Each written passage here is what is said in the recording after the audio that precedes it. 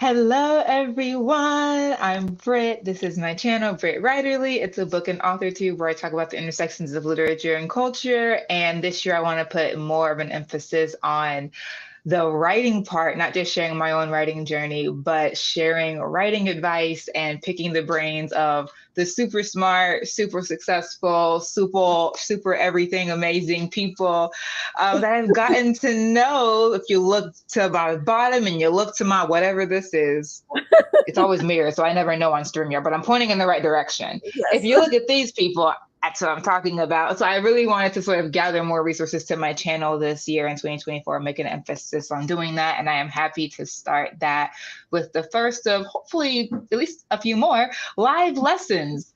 So this live lessons, I am calling in help on social media marketing, please. And I called in an indie author, Becca C. Smith, and I called in a Tribe Pub author, Lizelle Stanbury. So I'm going to let them introduce themselves and tell you what they write. And they both either have a book that just dropped or a book that is about to drop. So I'll also let them plug that. And if you look in the description box, you can find the links to where you can buy their books or pre-order because pre-orders matter. So whoever wants to go first, go on. The floor is open.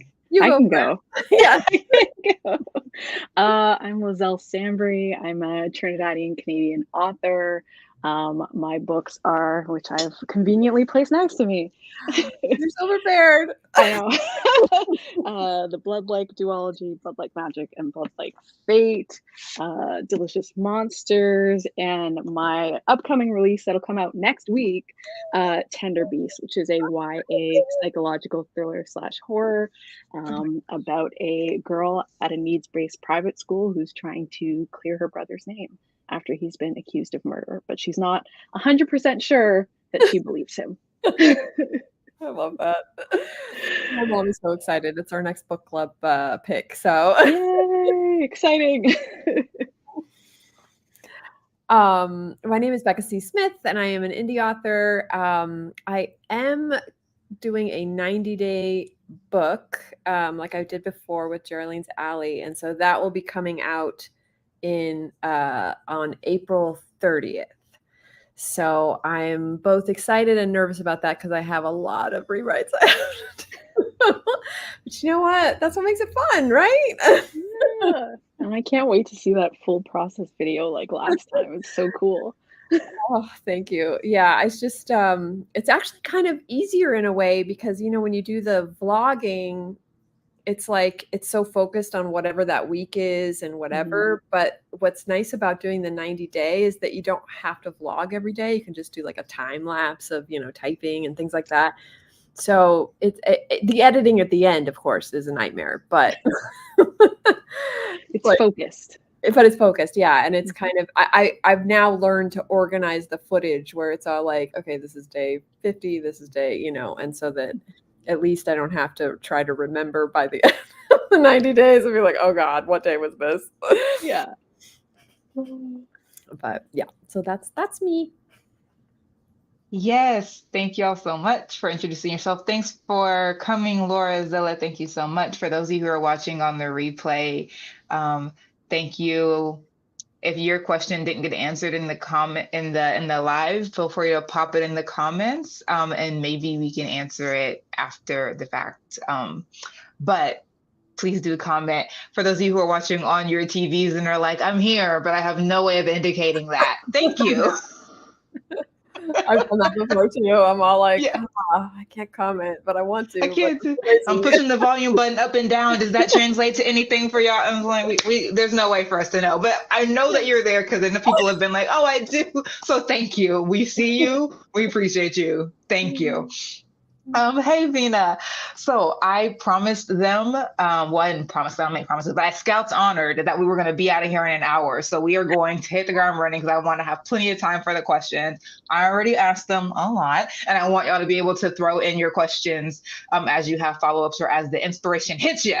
So starting with the very first question, how familiar were you with social media before you published your first book?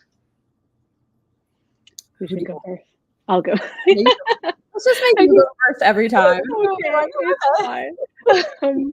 So I worked professionally in social media for 3.5 years.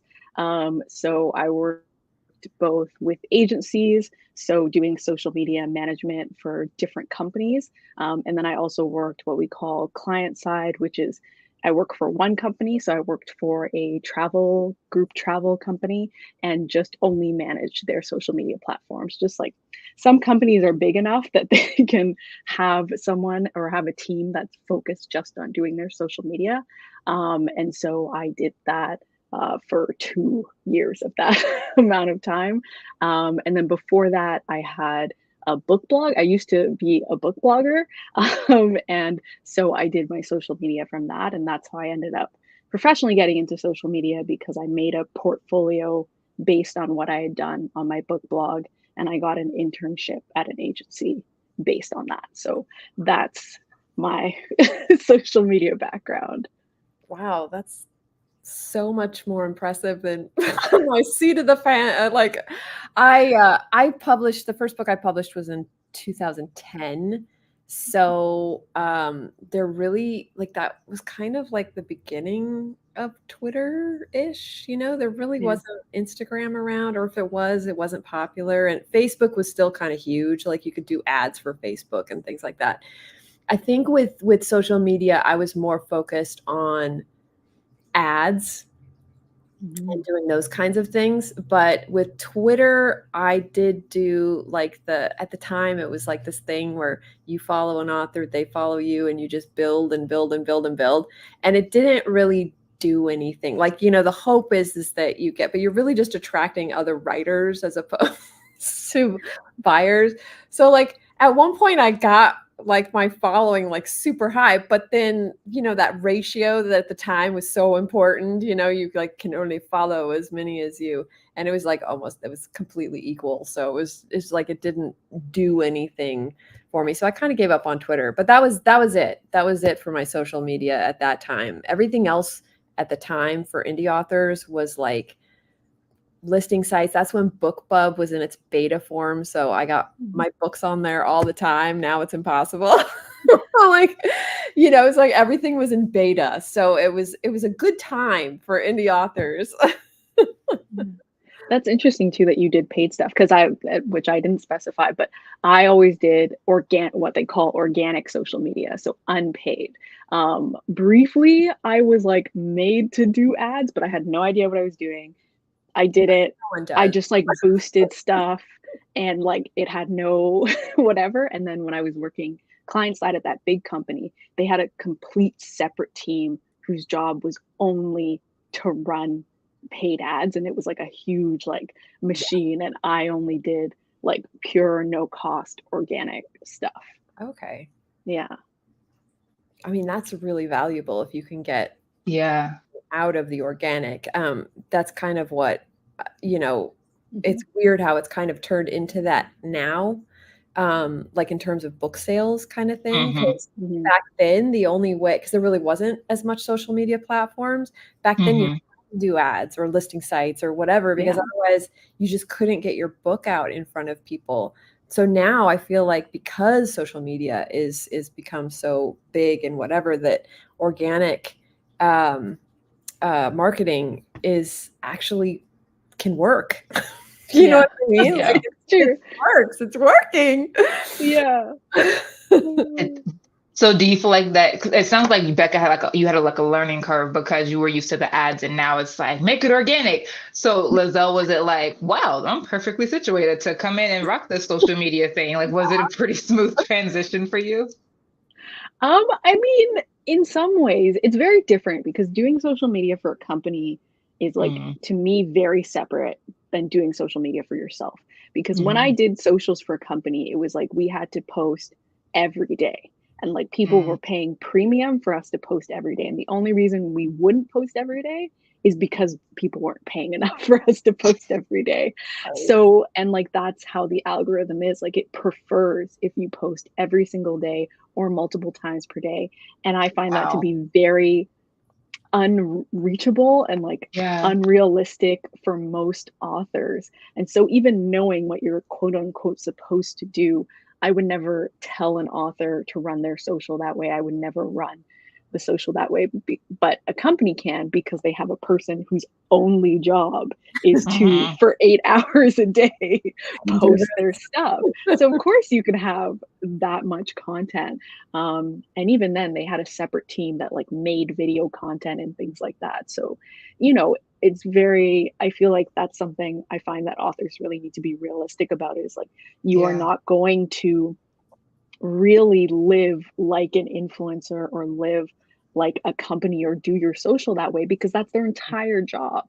And you as Mhm. an author, your job, like a huge part of your job, I would say really most of it, is the actual writing of the book. And so you're always going to be sort of 2 feet in. So the idea of doing something ideal never occurred to me. I knew that I wasn't going to post every day, or I Mm. wasn't going to do the stuff that a company does.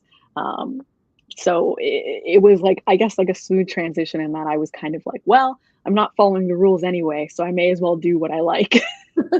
Yeah. Yeah. So that's the sort of good segue into the second question. It sounds like you always plans to be active on social media because of your background, Lizelle. Yeah, yeah. I mean, it was very natural for me to just post on social media. I didn't Mhm. really think about it that much. I just wanted to post about things, so I went Mhm. ahead and I did it. And same with like joining YouTube and that sort of thing, because I was working in social media and I really liked social media. It was very natural to me to be on it, and Mhm. it was just kind of a bit of a no-brainer. Um, yeah, but I don't think I had designs or expectations on what my social media might do. I just wanted to exist. Yeah. Becca, what about you? Did you always plan to be active on social media even when you saw it transitioning beyond the ads? I did actually. It's kind of evolved because you were talking about how, because it's like initially it was about my author stuff, like me as a person and social media. But that I found in terms of, you know, sales just doesn't do anything for me. Like that was the problem, is that I was like, just in for maybe because I didn't post enough or it wasn't the right kind of post, like, whatever that reasoning was. And so I found that the only thing I really post on for book related marketing is TikTok. And I do that, like I was telling you guys earlier, I do like the formula of usually just taking two pictures and just doing the copy, like one picture leads to the other picture and it's, just 10 seconds. And then, you put it to music and it only takes about 20 minutes to make one. I just do it on Canva, that kind of thing. And I do post every day. And it's hard. And you're right. It is horrible and it's hard, but I've got it down to 20 minutes a day. And I try to do, at one point I was doing 3 a day, which if you do 20 minutes, that's technically only an hour of my time. But it feels like 100 hours because it's just like Yeah. it's copy, coming up with the copy. Um, but it is equaling sales. And that to me was the priority of social media for what I wanted to use it for. So I have my social media that I have like on Instagram, but that is so like personal, like I have lots of snake photos and you know what I mean? And it's very sporadic. It's like, every 10 days or whatever, whenever I'm feeling it. Whereas the TikTok, it's like, this has to be a part of my daily routine in order for it Mhm. to work. And it took a while. It took a while for it to work. You start to get into the doubting phase of you're like, is this gonna work? Because I'm doing a lot of work and I have so much copy and I don't think I can write any more copy. Thank God I have like 5 different series so I can switch it up, and be like, okay, I do Mhm. not want to talk about Riser today. I'll Dream Diaries. Okay, I'll do that one. So that helps for sure. But yeah, honestly, it's like, and then now having to advertise the rom-com a couple months in advance, it's like I've never written copy for a rom-com, so I feel like it's going to be a whole other learning curve. And I'm just doing one a day on that one because I can't I just like, I don't know. It's like coming up with like log lines every day, and you're just like, but yeah. It's so true. You're a stronger woman than me. I'm so jealous. It's like I see yours and I'm like, oh my God, I love her reels and her posts so much. I can't. But it's like what you said, to your credit, like the consistency, the posting every day. Those are things that work, and that's why companies do them, because they are effective. It's just like then you have to do it. Do it. To be fair, I haven't posted in 2 days, so I've gotten a little. I've taken a break. Okay. but Yeah. This conversation is all like, I should probably do that when we get off. This is a reminder to get back into it. Yeah. I try to bulk do them, like make several, like for the week. I'll just sit down. It's several hours, but try to make a few for like the whole week. So I just get on there and post very easily. But that's just with one a day. And also that's like the author Brittany True accounts, which are very, very new. And don't have a lot of followers, right? So I mean, also if y'all could speak to that, like now, did you how soon before you published did you start your account? Did you notice a huge jump in followers after you published your first book, or was it after your second or third that you got a lot of followers? Like, what was the sort of trajectory of your socials? Yeah. For me, I mean, I think I was already existing on some socials. So Twitter I'd been on for ages because I was a book blogger. So I had to it's like Becca said, Twitter was the only thing, and I wasn't using Facebook anymore because I think at that point my generation was like, Facebook is like not cool anymore.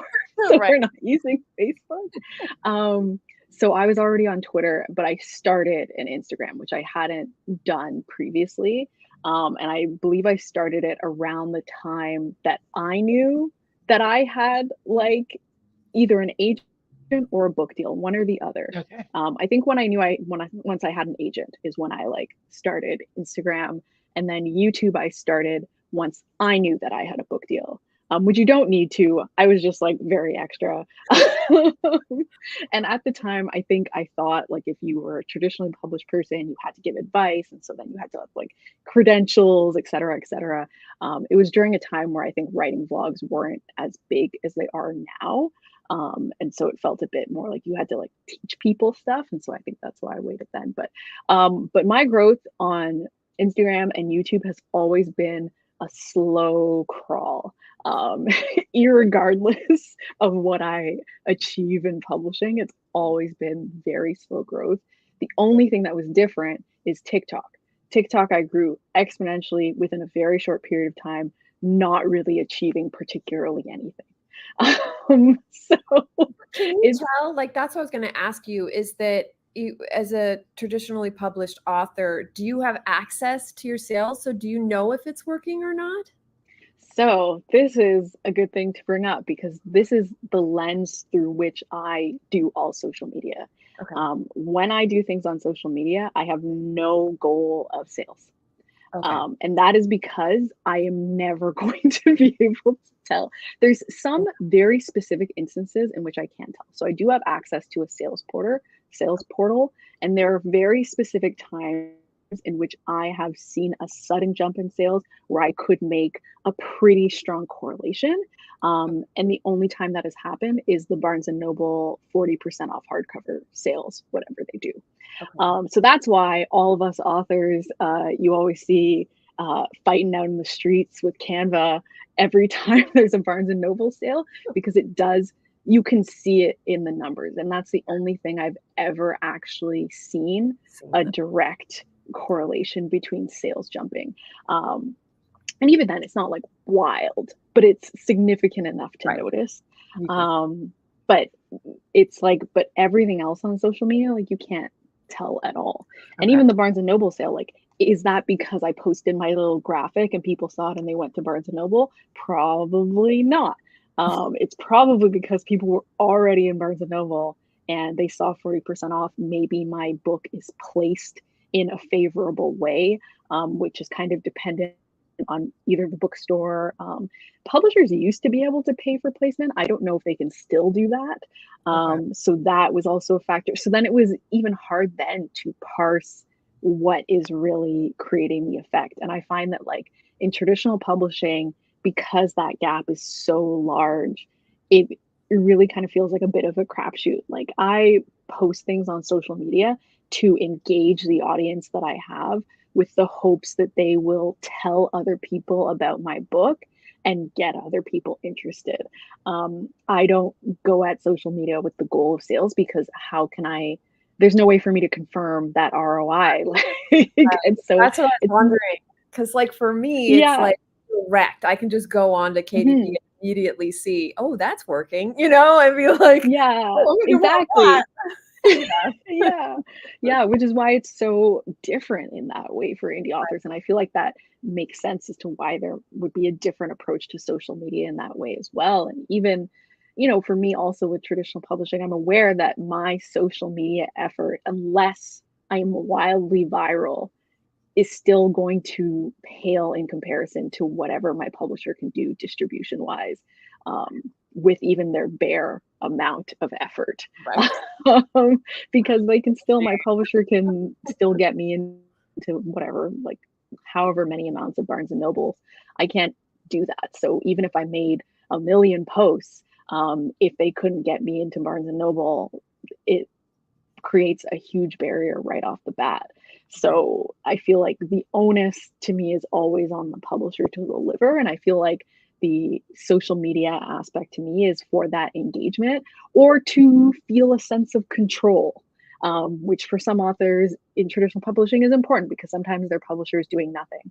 Right. And it feels like if I post something, at least something is Doing being posted. Yeah. Yes, something is out in the internet. But yeah, for me, it's very like a tool to like, I want to hype up the people I have. I want to push the people I have to pre-order and to get into the bookstore as soon as possible and like buy their copies. But trying to pull in outside people is so difficult. And I find that it only seems to be effective, to be honest, on TikTok. I It feel is like TikTok is the only platform. the only, Yeah. right. That's why Yeah. I've abandoned all other and it's like because I was going, I had kind of flatlined for a while and like a couple, but nothing, and Mhm. and like I said, my friend Emily Bourne kind of was all like, let me tell you how this works and I will show you. And I just followed her advice and it's really starting to pay off now, which is fantastic. But like it's only TikTok, like for whatever reason, and it'll probably evolve and change and stop, some things like that always happen, Mhm. but Book Talk for the last few years is still a viable place for people to find books. Mhm. And I can make my books on Kindle Unlimited, which is where I make most of the money. So it's like Mhm. when you do KU, all your books are free for KU users. Mhm. So, you put that in your bio of the TikTok account. All my books are free on KU. That's where I'm getting, because you get paid per page when they read each page, and it ends up being about the same as what you're charging. So it doesn't matter. It's like it doesn't matter if you get a sale or if you get reads. It still ends up being the same amount of money, if that makes sense. Mhm. And the thing is that you, in terms of that, I'm using it for sales or for KU reads. You don't even need followers. Like my goal is never to. It's funny because I feel like our goals are the opposite. Like my goal isn't to get followers. Like I don't even look at that. Like I don't even care how many. I think I have like 150 followers or something like that. Like I don't even look at that number because it's not relevant to the book sales or the KU reads. Like people are just looking at your reel. They don't care if they follow you or not. They just want to see if it's a book they want to read. So they go like, oh yeah, Mhm. that's good. But you as a person, like they don't even know if that's you. You could just be Mhm. a person that liked the book and made a reel about it. So it's funny to like, I find that fascinating that it's like, Mhm. it's just like two different goals, but we kind of end up with the same. Yeah.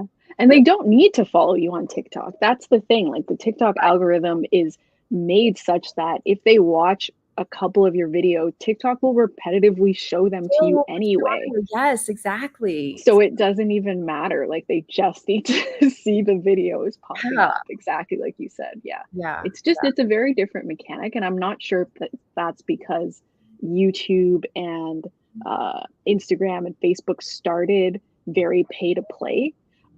So it's like Becca was talking about earlier, you had to pay for ads to get results.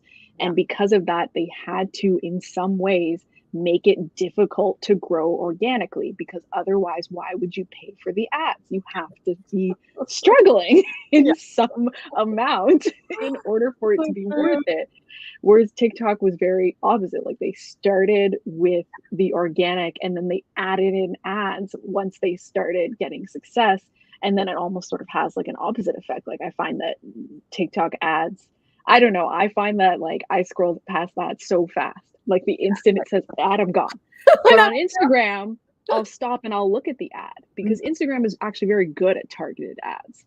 And so a lot of things that I buy on social media, a lot of things come from Instagram, but that was a focus for them. And I don't think that TikTok really did that. Like they have more success with the organic model, with people just showing off what they bought and being like, buy it in my TikTok shop. So yeah, it's different, but I totally understand the strategy of just focusing solely on TikTok.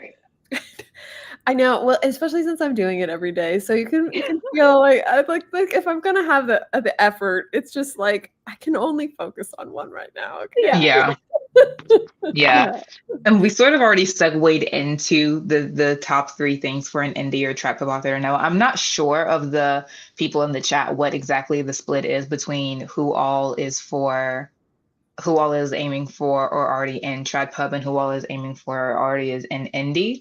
But whatever, we've already started getting into those tips about like the difference of how you go about marketing if you're indie, when that's how you're making sales, and the difference when you're doing trad pub, when really your publisher is producing most of the sales and you're just trying to engage with your community. But are there 2 or 3 other things, Lizelle and Becca, that you think indie and trap hop authors ought to know about social media beyond the power of TikTok? Well, I guess specific for traditional publishing is, and I say this, is to ask your publishers for assets, because they're there and they exist. So like if you want quote graphics, if you want an animated cover, if you want little things that you can post, if you want them to make a graphic for your event, ask them always. Ask them, because if they do it for you, you can be saved the time and effort. And I don't know, I've had success with doing that and having them make something. And I just find it's worth it. It's worth it, because even if you get like one asset, okay, that's one less thing that you have to make. And so I find that's important. And I also think to, if you can, push for, like, hopefully you get sent ARCs, but if they won't send you an ARC, or they're not making advanced copies of your book, an ARC is an advanced reader copy. If they're not making them, something you can ask for is to try and see if maybe they'll send you a proof of your cover. So this is like the printout of like what your cover will look like. And then you can just like wrap it around a different book. And then you can use that as your like prop, just because like so much of your social media is going to be you posting pictures of your book. And if you can like have a physical prop to hold up and like move around, that's something you can ask them for. If they say no even to that, then a printout, a matte printout, just because when you take pictures and stuff too, it's kind of easier if you have a matte printout, you could put it down and at least you have something. But yeah, definitely in all cases, ask your publisher for absolutely everything, because the worst they say is no. And if you didn't ask them, you weren't going to get anything anyway. So, you know, like it's just kind of like some things, like maybe they put you in a fancy high tier and they give you everything without you saying a single thing. But that is not the case for most of us. And so I recommend asking them for stuff, because you might be surprised at what they're like. Yeah, sure, whatever, you know, this person can like spend, you know, 20 minutes and make you a graphic and here you go. And then lastly, ask for the layered version of your cover file. This is a Photoshop version of your cover so that you can pull out elements and you can make your own little graphics if you want to. This should also have the font so that you can use the font in your graphics and like make them match to the book, that sort of thing.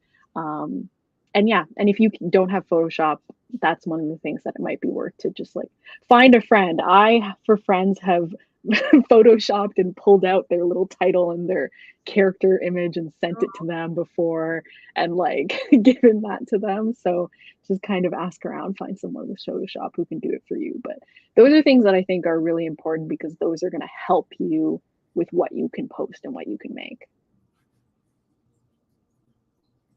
And what if you're an indie author? You would have already had, but that's why it's so specific.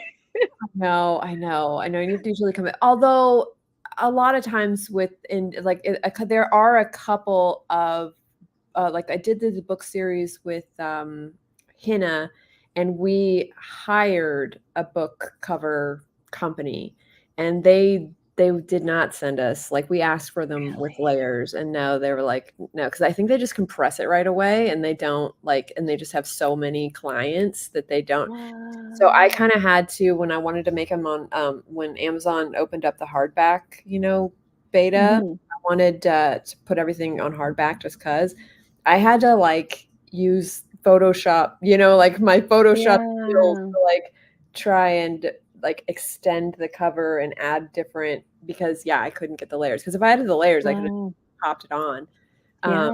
That's wild. You paid them. I'd be like, I paid you. I know, but it's like, it's interesting because it was a site that was recommended to me, and they were great. It was perfect for what the series was. But yeah, I probably wouldn't use them again. Like they're a little on the generic side in that sense, which again was fine. I didn't want to do it. Yeah. I was just like, I really don't want to make these covers. Because sometimes I'm terrible at covers. That's the thing. It's not just like a skill set that I think. I mean, it is for some people. They have a skill set and they can just do them all the time. But for whatever reason, sometimes I can't get it. I just cannot get it, and I don't.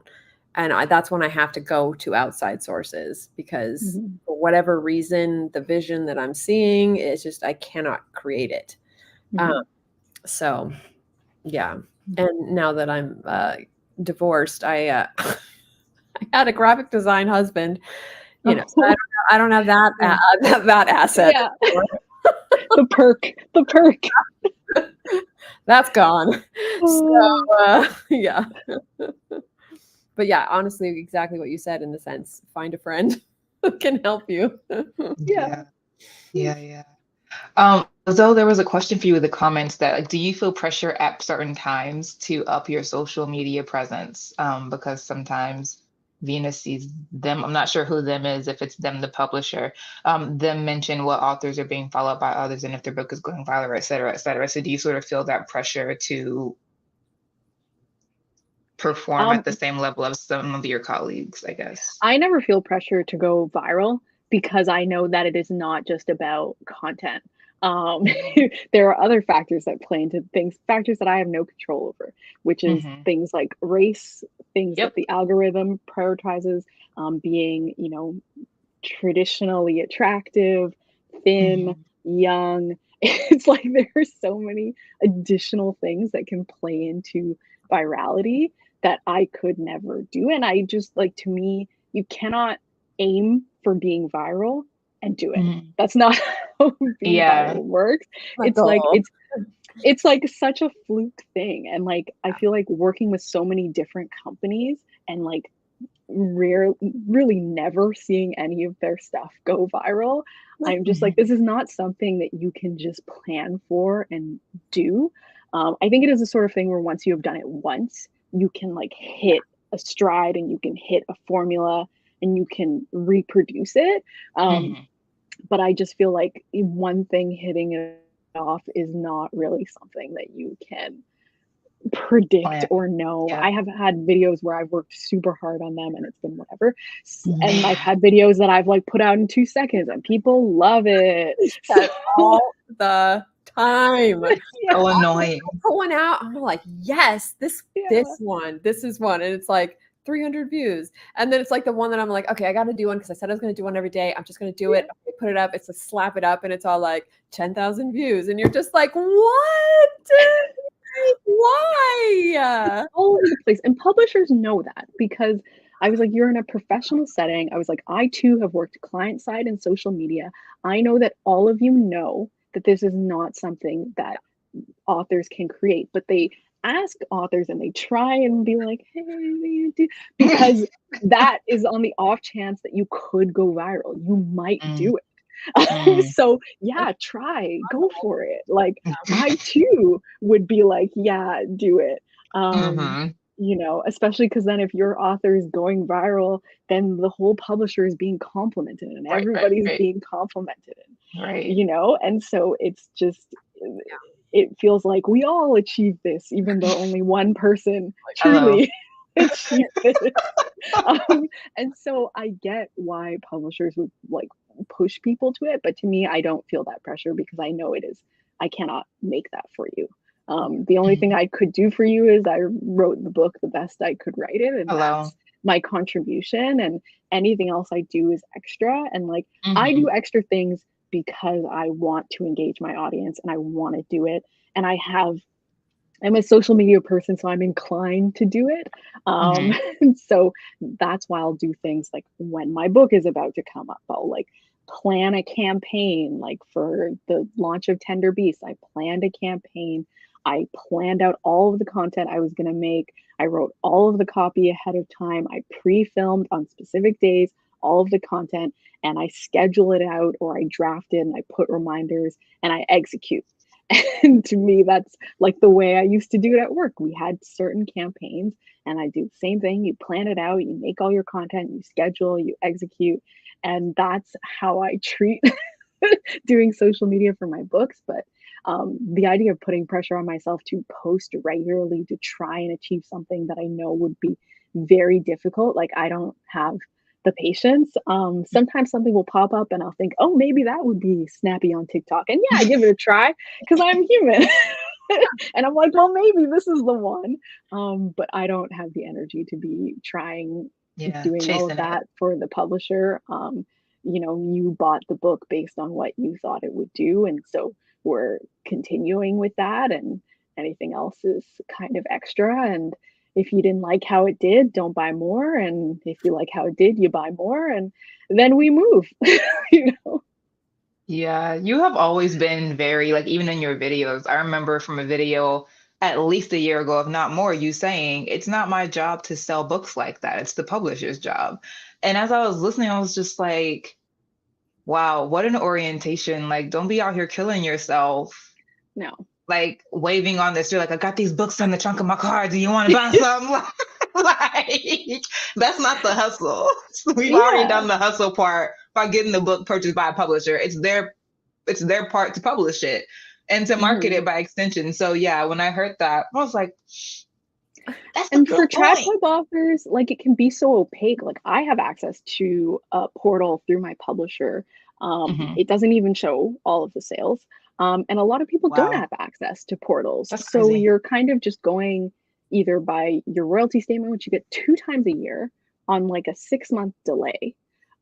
So you want to guess at what you're doing with social media is maybe having an impact on something that you're going to get 6 months after what you did.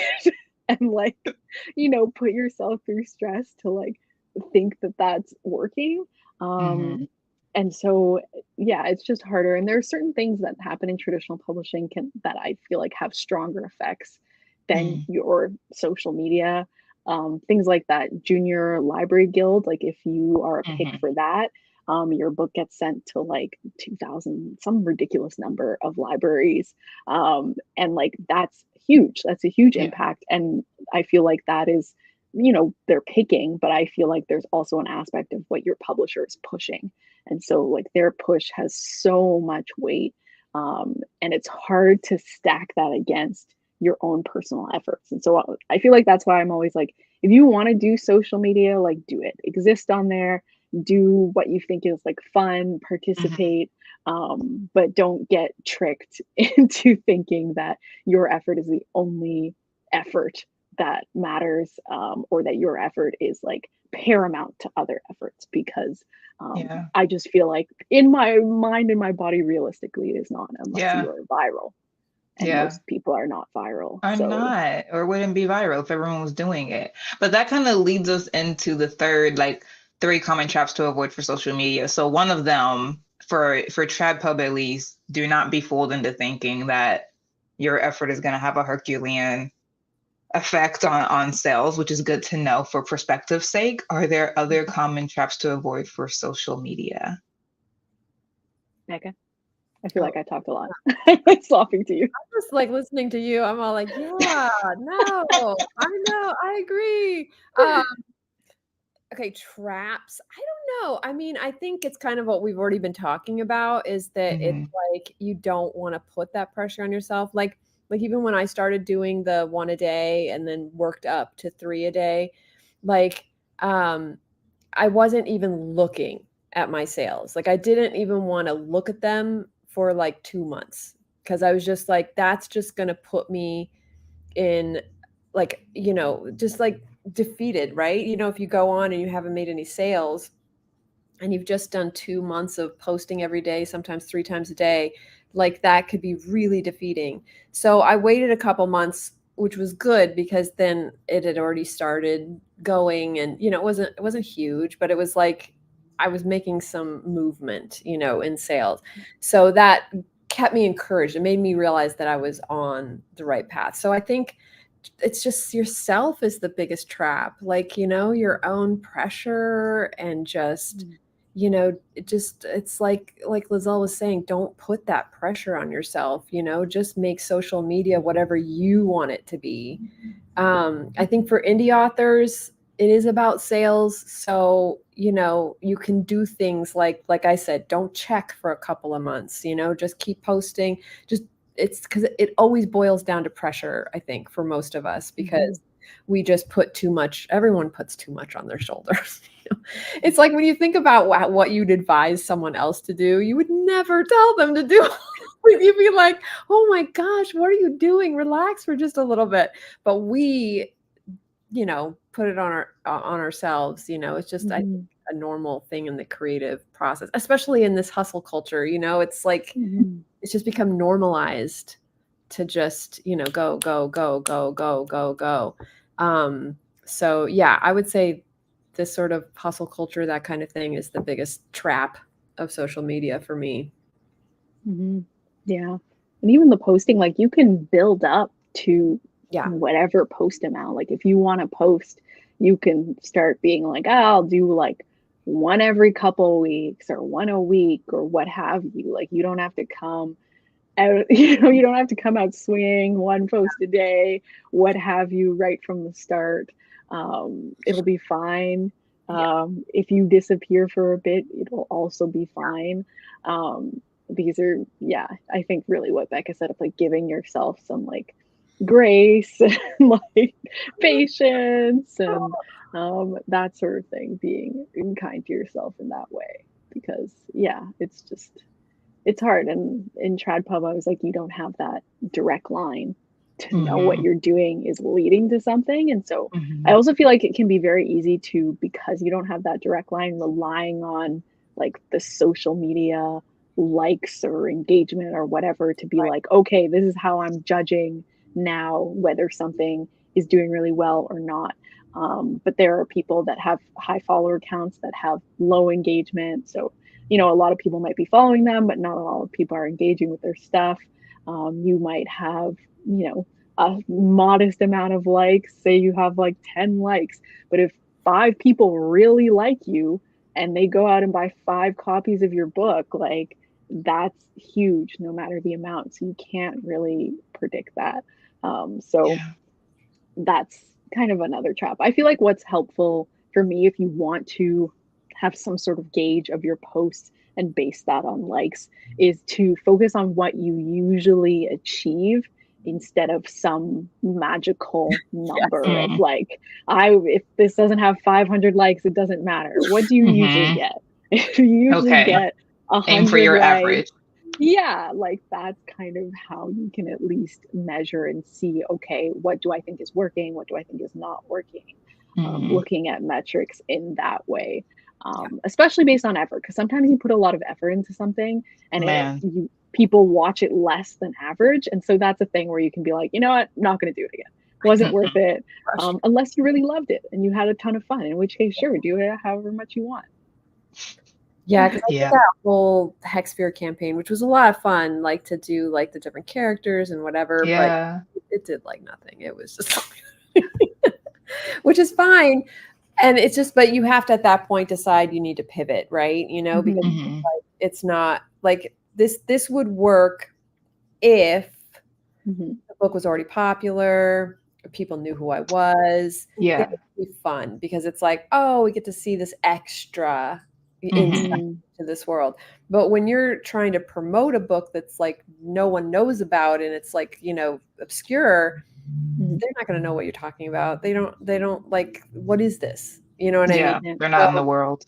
Yeah. It does feel harder to promote like a front list title than it does to promote backlist stuff.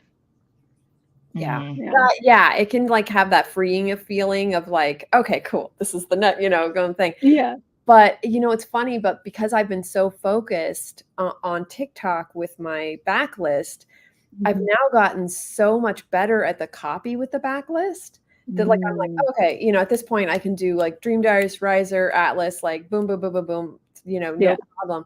Whereas I am having real trouble with this rom-com because I'm just like, wait, there's no murders. What's happening? I don't know this anymore. So hold on. Let's pop over to this question about social media hacks, because you said this thing about copy a few times. And just in case people who are like, what is copy? I'm the one that's like, what is copy? Even though I think I kind of know what you mean. What do you mean by like copy for reels? And then you reference the really easy, like, you get a couple pictures here and there. What do you mean by that? What's a really cool, easy template for making a reel? It's like the copy is just what you're writing on the actual picture. So the first slide, which is 5, you know, this is what I've been doing. First slide's 5 seconds, you know, and it should kind of represent like what you're saying in your copy. So like you're kind of giving them a tease so they'll want to see the next slide, you know? So like with Dream Diaries, I'd be like, she's psychic and she sees the killer in her dreams. And then the next slide is what she doesn't know is he can see her back, you know, something like that. And then you're like, well, you know, and it's supposed to be like a moment, right? I just had a moment. Yeah. So it's kind of like that. So it's like you try to lead them in with the first slide and then hopefully give them like a little twist with the second slide. And if you can do that on the music, so like right when the slides change, so you just like, and you do it. And oh, this is another tip too, is to edit everything in TikTok by typing in the words, everything, because that it actually does make a difference in views. So like, because when I was doing them, I was kind of just doing them all in Canva and then just. That's what I'm doing. So you're telling me something right now. Yeah. And like I said, Emily has been my go-to for this. Like, she's like, cause she was doing the same thing. And she's like, as soon as I started editing everything in TikTok, her views just went exponential. And that's what happened to me too. So I was all like, oh, okay, this is something that they reward you for. Yeah. They're like, you're using their music, their music. I mean, it's all like, from the app. Yeah. Which you also have to keep track of, especially if you're doing as many like that I'm doing, is that every once in a while the music gets pulled and then your TikTok just says muted, which is actually really nice when you're posting every day, because then you have like a whole slew that you can just repost with new music. So, you know, it's about recycling. It's, you know, sometimes sustainability. I get a vacation for the next 5 days because mine was muted. Yay. So think of it as like a good thing, you know? Okay. Sustainable posting. Yeah. And honestly, like what works is, like I said, in your bio, make sure you let them know who you are in terms of what kind of author you are. And if you are with KU, that is a huge plus. You can just say all my books are free on KU. And then in terms of description, you don't even have to worry about writing a description. You just write the title, your name, and then hashtag your name, your title, and then all the relevant hashtags. That takes a little bit of research though, because you're going to have to research which hashtags people are clicking. Yeah, people are clicking on. And like, so the hashtags are like tropes from the book. They can be tropes. Yeah, they definitely. I do tropes. I do like, yeah, or like, YA sci-fi, or YA this, or teen this, and that, just like a list. And then that you can kind of that part of it you can have on your phone and just copy and paste like for each book. Because I copy and paste the same one for like, I'm not varying it in any way, shape, or form. It's just, except the hashtags in there. So it's very much like a machine, as opposed to I'm not connecting with your readers. You're just pumping out content. You're just essentially doing book trailers for people who are looking for books. So it's and it does work with sales. So if you like, for indie authors, it's a really viable free way. It just takes some effort. That's so interesting, and I feel like so different from like the Trad Pop approach, right? Because it's more about connecting and like and like, I mean, you do get comments, but usually it's very specific. Like, who's the main like, they want to know about the book, like, so they're like, oh, is she this, is she that, like, da da da, is it more like zombies, or is it more like necromancer, like that kind of thing. And so answer right away, or even if they're just like, whoa, this is cool, always answer right away, because that bumps you up in the algorithm too. So it's the only thing I actually put effort into. All my other social media I'm terrible at. No, but it's so interesting. It's very like the selling of the book, of the product, versus this like author as brand idea, in which you are selling yourself and like whatever your personality is, and like, these are all of my books, but it's this sort of, I guess, sort of strange parasocial thing in which you are in some ways relying on people liking you and following you as like them, and then like them learning about your books is sort of like a consequence. Like, it's the kind of reeling in, like, let me get you interested because you liked me, and oh, by the way, I happen to have a book, and here is my book. I think because you always hear that people don't want to be sold on the book directly, which, like, based on what you're saying, is in fact incorrect. Well, no, because when you're on camera, like, that's the thing. It's like on YouTube, when I'm vlogging or when I'm talking about a book or whatever, it's like people, it's true. It's like they don't want to be sold to. They don't want you to be a salesman, right? But and that was the kind of glorious thing about this sort of new TikTok version, is I don't have to be in any of these videos. Right. Like, it's just pictures. It is literally, like you said, just the product. So I'm just, Canva finding, like, for Riser, finding a teenage girl that has, whatever. And then like the next is like a zombie or something. And then it's like, and it's like, that's it. So there's less pressure on that. I don't have to perform. I don't have to, or not, you know what I mean? Like, energy. And it makes sense to me. Like, even if I think about things like YouTube, like when people look up how-to videos on YouTube, they don't care who the person is. They're like, I just want to learn what I want to. So it makes sense, like, people that are like, I want to look up a book that I want to read. So I just want to look it up. And I think, in fact, when your face pops up, people are like, you're lying to me. You're going to try to trick me because you want to make money on your books, and I don't trust you. But if I just see I feel like that's what it turns into. But if I just see a clip of the book, I feel like I discovered this. I found my decision based on my Googling using TikTok. Well, because they don't know that they don't even know if you, the creator, is making it. So it's sort of like, I'm not, they don't, it's sort of like someone may have just really loved this book and decided to, do a reel about it. So it takes that whole salesman out of it. Yeah. It's hard because it's hard to sell books. It is. That Yeah. would be interesting. It would be interesting if you tried that, Lizelle. If you tried this indie tactic of just I know, a right? couple of reels a week. You're not face isn't even there. You just got Voya coasting on by, and her family has magic, but she doesn't have her gift yet. That might be the one to go viral, Lizelle. You don't know. Yeah, but I don't want to make it. It takes 20 minutes. Like, I'm telling problem. you. I don't wanna. So quick. Yeah, it's true, but it's interesting. Your Oh new no, go ahead. I was gonna say your new spin is kind of like that, where you're playing the character and Yes, the cosplay. so I feel like you're already kind of doing that because it is like with this because I love this new set. Like it's like because I love it when it's like a cosplay kind of like moment. You know what I mean? And it's just but it gives me so much more into like I was already excited to read the book, but by doing it like that, and you're a very good actress, by the way.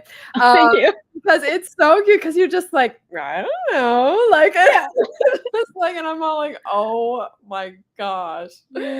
So yeah, so that's kind of is like that. Like you're not on there as your author self. You are playing a character, and that kind of makes people relax and not feel like they're being sold to. So.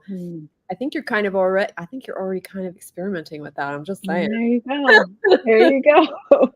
No, but it's like very, very interesting to hear that perspective and like see how that's been working for you. And you can see it working for you. Right.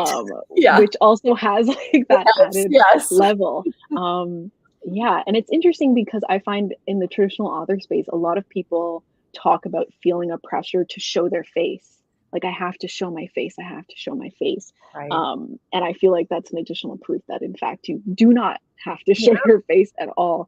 Yeah, because it's not just indie authors. Like anyone can do this. Like any traditionally published author can make reels like this, and it's not infringement or anything. It's just, making reels. So yeah, I mean, only the publisher will know that it's working, but probably they're like, wow, why are we doing so many stuff? Yeah.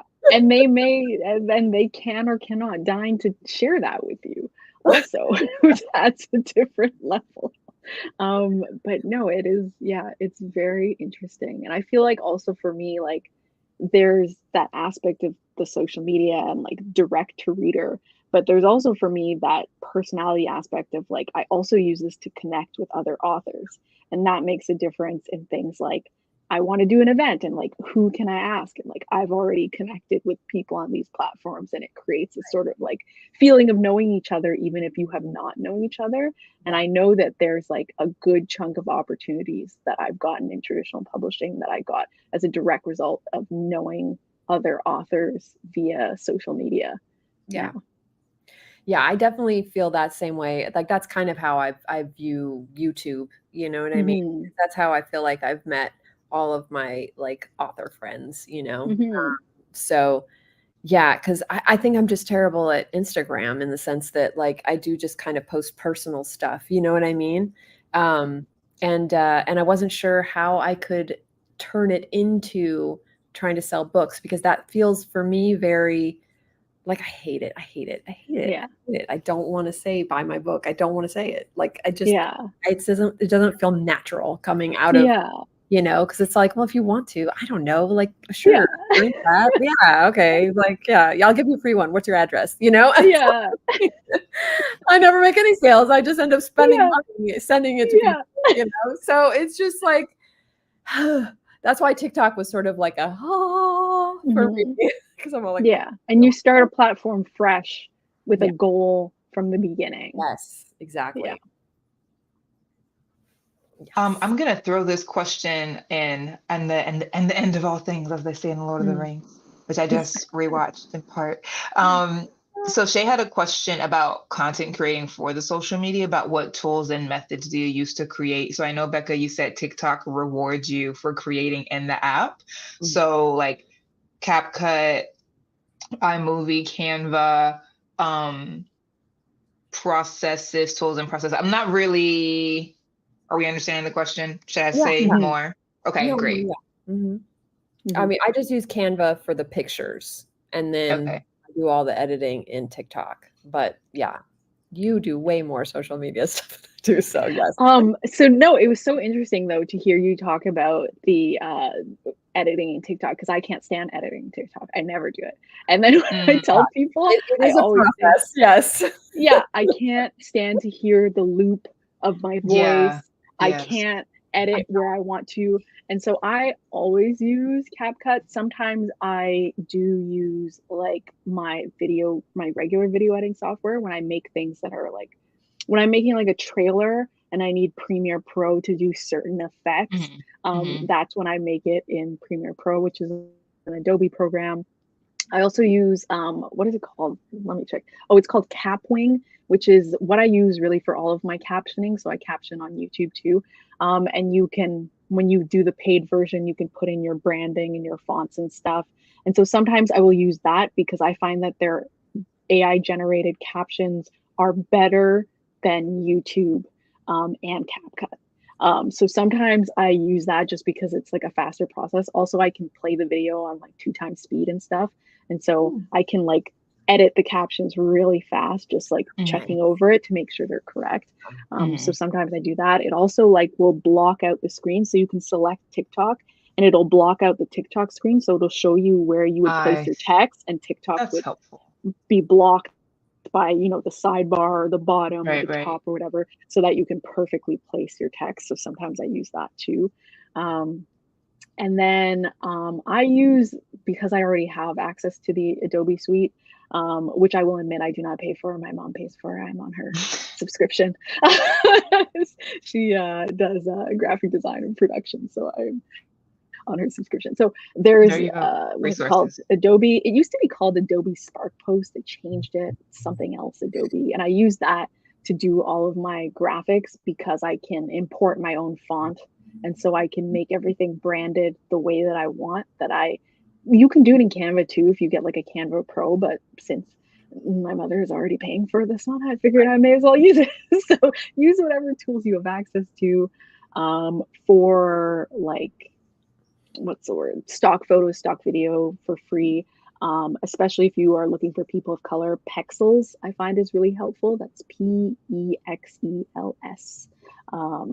And so they have videos and they have photos. And so that's kind of like the tool processes. And then I use Notion when I plan like a campaign because it gives me a little bit more control over planning out everything. Oh, and I was going to say this too. When I say copy, I mean the description of the post. Oh, yeah. I realized that was different from how you were using it. So yeah, when I say copy, I mean the description of the post, which I found it so interesting because you were like, doesn't even matter. It's some hashtags in the title. And I'm like, meticulous. I know. I mean, I used to too, so I totally get it. But then it was like, Emily's like, no, what are you doing? That's like literally copy and paste this and you're fine. And I'm all like, okay. Yeah. And then I'm like, oh crap, this is actually working. What the heck? Results. Though I will say, when I do like a campaign, like for the tender beef thing, I am copying pasting really the same like chunk of extra. So I have a chunk that is like a quick pitch of what the book is about, and then a quick pitch for the pre-order campaign to be like, hey, blah, blah, blah, you can get swag and prize pack. And I copy and paste that to all of the posts. So that I only wrote once really, which I made a typo and it sucked and I had to fix all of them. But anyway, so do that. Gosh, when are they going to make it able for you to edit things like after you post, please? Oh, yeah. Well, on Instagram you can. Yeah, you can. Yeah, on Instagram you can edit after the fact. TikTok. I hate Instagram, and Instagram hates me. Yeah. Like editing an Instagram, I hate it. It's not fun. I hate it more than TikTok. Yeah, I write my copy elsewhere, and then I copy and paste it in because I don't even like writing on it. And then like the reels. That's also why I like doing the CapCut, because then when I cross post to Instagram, I just throw the same video in. And so then I don't have to do anything. I just kind of go through. So the full video is made in CapCut. I will also do this thing where if you go on TikTok, the sound you want to use, you can just download a video with the sound and just pull the sound out. Yeah. And that way you just add it to the video and then you put it back again on TikTok and you just turn down the volume on the TikTok sound. And that way you can have the same video to pull back into Instagram without having to adjust the sound and all of that stuff again. But I will say sometimes Instagram will copyright strike you on something that TikTok wouldn't. Yeah. Sometimes you have to like change up the audio, but Mhm. but yeah, I think those are all the technical, like those are all the little Yeah. bits So and you pieces said that I use. Tapwing and Pexels for editing, and Notions is good for planning. Is that what you said? CapCut for editing, and I guess whatever you have, Canva or Adobe, what have you. Yeah, I also use Adobe Lightroom to put custom filters on photos that I take. Like if I take an above shot of my book or whatever, Mhm. because you can just buy them for like $5 Mm. on Etsy and then import them into Lightroom and then use the same filter, and it kind of gives it a similar look so it can kind of feel cohesive. It matters less Mm. because people never look at your Instagram profile. That's the thing too. Yeah. The grid, like people used to be very obsessed with like having a certain curated grid. People are never going to look at your profile page. They're going to look at it like when they first follow you, and like that's Mhm. it. And if they want to know something about you suddenly, Right. Yeah. then they'll check. But yeah, it doesn't matter what your feed looks like. So don't get caught up in that. But I will say, on the same vein, I don't recommend doing posts that like it's part of a picture and they have to look at the whole grid to see the whole picture because they're never going to look at the grid. So just make all the pictures Make it individual. fit. I had a person I worked for and they insisted upon doing that and they all just bombed. I was like, nobody's going to go to look at your full picture. They're just not going to. They don't care that Yeah. much. Yeah. It was like a And they're gonna fad for a while, so I think like that's why people were into it. But yeah, yeah. you know, I once I see that it's a part of something, I'm all like, okay, skip. Yeah. And people get confused and like people might even Yeah. unfollow because they're like, what is that? What is that thing? Why is that there? Yeah. Okay. Well, we have learned so much. I feel like all of us have even learned something about the other Yes. side about Yeah. like, oh, you don't need this, you need that. And I'm like, really? Yeah. No, I love that though. I love it Yeah. because that's all we're doing is trying to share our stories, right? It's just different Yeah. venues doing it. And it's so fascinating how just the business, it really is kind of the business side of things, right? And Mhm. how it works because like you said with the publisher, like that is their job to sell your book, but you can like Mhm. help with the social media because you're also selling Yeah. yourself. Mhm. Whereas I'm just like, sell the book. Business is one. It's all in one, Yeah. really, and you have access to everything. Right. Whereas, like the publishing thing, like the business is one part and you are another part, and the two do not always speak and communicate in perfect unison, and so you kind of have to adapt a bit of a different strategy. Yeah. Although I'm very Mhm. jealous of some of the things that you get. That are just done. I'm like, oh, that sounds so Asking you good. shall receive. Yeah, yeah. I mean, the cover stuff and the editing and like all of that stuff, if I had to pay out of pocket for that, well, I couldn't. That's why I never tried Yeah. it because I was like, I don't have money for that. Oh, no. But and I'm bad at selling. That's the thing. I tried. I had a t-shirt business. I lost $1,000. I sold 2 t-shirts, and I was like, this is not my forte. I am too. Like, that's the thing. It's only been the last, like, whatever it's been, 5 or 6 months that, like I Mhm. said, Emily got me into this because I was at that just what do I do? Because it Mhm. was better in the beginning because I could do ads, I could do listing Mhm. sites. Mhm. I didn't have to be on camera again. I can sell the book without people knowing I'm selling the book. And then Mhm. it went away for a big chunk, and suddenly it was about selling yourself, selling yourself, selling yourself. Yeah. I'm all like, oh God, I can't sell myself. I don't know. Yeah. And then, yeah, Emily gave me all these words of wisdom, and I was just like, tell me what to do. I will do it. Yeah. I don't have to be on Yeah. camera. Cool. That is all I want. Yeah. I mean, yeah, it's marketing is even more important than it's probably ever been because of the just, what's the word? the market is just suffused with options on the indie side and then the Trad Pub side. So how do you make yourself stand out? Let me try to sell myself, and then, you know, maybe they'll like me extra and buy my book instead of that other book that's about similar things, you know? So who is this Emily, Becca, before we go? Oh, okay. Who is this Emily? She used to be on AuthorTube, so some of you may know her. Her name is Emily Bourne, but she did publish her own books, and what part of the reason why she got frustrated was because, you know, she was writing the books that, you know, that were more like retellings and like stuff that she was really passionate about. But what she realized is she was actually more passionate about romance, and so she actually tackled it from a marketing standpoint as opposed to just writing for writing's sake. So she like started, like, even in her title, it's Shy Girls. So shy girls can't fake date. Shy girls can't date billionaires. You know, so it's it's built in the marketing, like the trope is in the title. They told me about this before you even did. Yeah.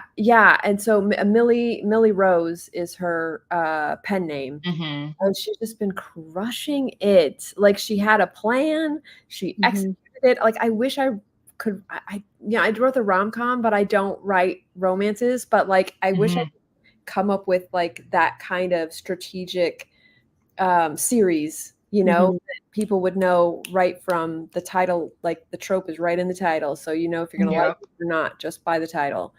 And it's really brilliant, and it took her about a year for it to really like fully catch on. But a year, that's like nothing.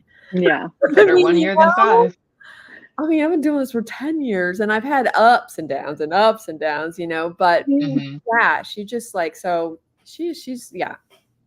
A year is nothing. I was like, I spent many years just trying to get to the agent. And now she's coming out with like 1 or 2. I'm telling you, and it's just like, but she kind of saw how it was working for other people, and then she just sort of picked and she chose like what was working for them, what was working for this person, and then she just came up with this giant plan, and it worked, man. She's really crushing it. So that's great. Talk about market research. Well, definitely check out Millie Rose on Instagram and TikTok, especially if you're indie, to see the Matrix and see what she's doing and try to replicate it. Don't look at yourselves for a couple months afterwards. Give it time to work. Yes. But definitely, I hope that y'all got something out of these gems. This is the first of hopefully, you know, a series of live lessons that we can all come together, learn something, different people every month, and just really try to figure out this writing thing, and also this publishing thing, and also this like marketing and selling thing. Oh my, it's hard out here. Yes. Just reading the book is the cute part. Everything else is absurd. Absolutely absurd. Thank you so much, Lizelle and Becca. Do y'all have any parting words that you want to say to indie or Trad Pub or writers in general? I just thank you for having me. This was so much fun. Yeah, this is great. And I learned things. I know. You right? I was like, oh, really? Man, exchange of knowledge. If y'all enjoyed this, please make sure you thumbs up this live. If you have friends who couldn't be here, whether they're trad or indie, share it to them so that they can learn something. If you do share it on your socials, please tag us, because that's free content if I reshare. Absolutely. And y'all have an amazing night. Bye.